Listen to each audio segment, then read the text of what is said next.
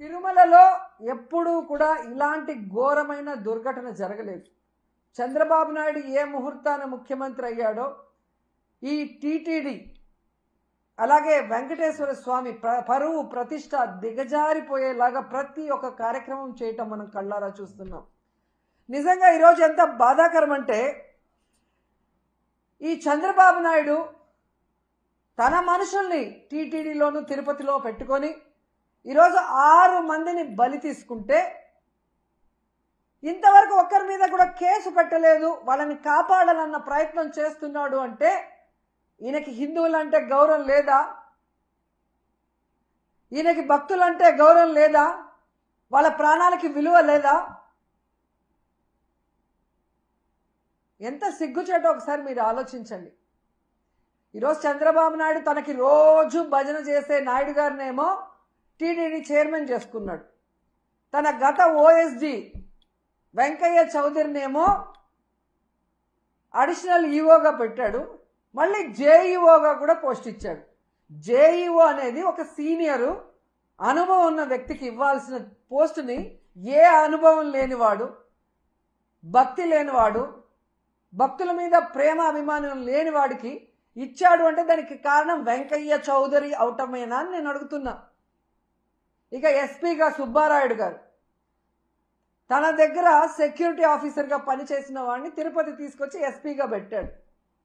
ఇలా నీకు సేవ చేసే వాళ్ళని పెట్టుకొని భక్తులకి సేవ చేయాలన్న ఆలోచన వాళ్ళకి లేకుండా చేసి ఈరోజు 6 మంది చనిపోవటానికి 60 మంది గాయపడటానికి కారణమైన వాళ్ళని ఇంతవరకు కేసు పెట్టకుండా కాపాడాలన్న ప్రయత్నం చేస్తుంటే చంద్రబాబు నాయుడిని ఏమనాలో ఒకసారి మీ అందరూ కూడా ఆలోచించుకోవాలి. ఎందుకంటే దీంట్లో వీళ్ళందరితో పాటు మొదటి ముద్దాయిగా చంద్రబాబు నాయుడు గారిని పెట్టాలి. ఎందుకంటే ఒక పక్క మోడీ గారి మీటింగ్ జరుగుతుంది, దానికి ఉన్న పోలీసులంతా అటుపోయారు. ఇక చిత్తూరు తిరుపతి జిల్లా పోలీసులనైనా ఈ టోకన్ల దగ్గర పెట్టి ఒక 3 రోజుల ముందుగానే టోకన్లు ఇచ్చి వాళ్ళకి సేఫ్టీగా పంపించుంటే ఈరోజు ఈ దుర్ఘటన జరిగి ఉండేది కాదు. కానీ 9వ తేదీ టోకన్లు ఇస్తామని చెప్పి అది 8వ తేదీ సాయంత్రానికే ప్రీపోన్ చేసి 6, 7, 8 చంద్రబాబు నాయుడు కుప్పంలో కూర్చొని ప్రోగ్రాం చేసుకుంటూ పోలీసుల్ని అధికారుల్ని తన చుట్టూ తిప్పుకొని వాళ్ళని పని చేయకుండా చేసి 6 మందిని చంపేసి ఇప్పుడు అధికారుల తప్పిదమంటే ఇది తప్పించుకోవడం కాదా? ఇది ముమ్మాటికి చంద్రబాబు నాయుడు ఆయన ప్రభుత్వం చేసిన హత్యే.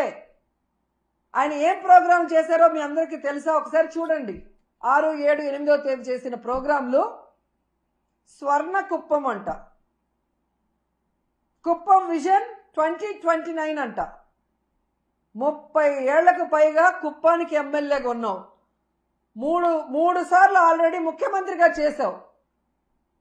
అప్పుడు చేయలేని స్వర్ణ కుప్పం ఇప్పుడు చేస్తానని ఇలాంటి ఒక క్రూషియల్ టైంలో పెట్టి నీ సెల్ఫ్ డబ్బా నీ భజన నువ్వు చేసుకోవడానికి 6 మందిని చంపేసి 60 మందిని గాయాల పాలు చేసి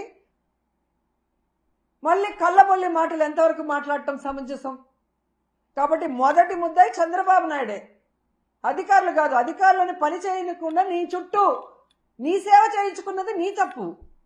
ఇలాంటి సమయంలో పెట్టుకోకూడదు అలాంటి ప్రోగ్రాం. ఒకటి కొంచెం ముందైనా పెట్టుకోవాలి, లేదా పండగ తర్వాత అయినా పెట్టుకోవాలి. ఎందుకంటే వైకుంఠ ఏకాదశి 10వ తేదీ అని అందరికీ తెలుసు.